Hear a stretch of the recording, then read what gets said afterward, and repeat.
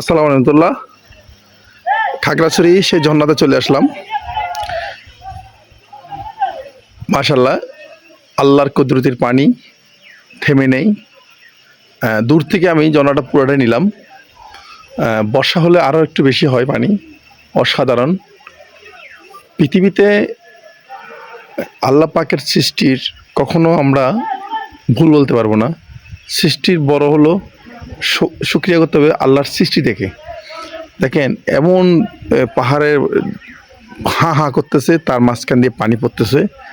এটা বুঝতে হবে।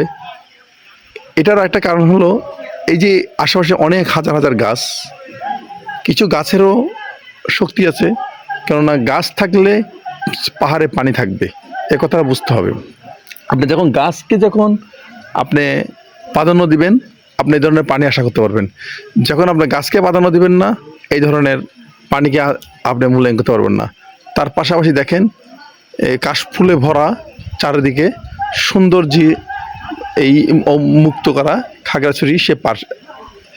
একটি যে আসলে অসাধারণ একটি পার্ক, যেখানে এই পার্কের মাঝখানে একটি ছড়া নামিয়ে এসছে, ছড়া দিয়ে পানি ঝরঝরে পড়তেছে। এটা হলো আল্লাহর শুকরিয়া।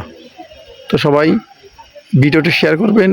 অবশ্যই এটি আপনাদের একটি শেয়ারে, একটি কমেন্টসে হাজার হাজার মানুষের চলে যাবে। আসসালামু আলাইকুম।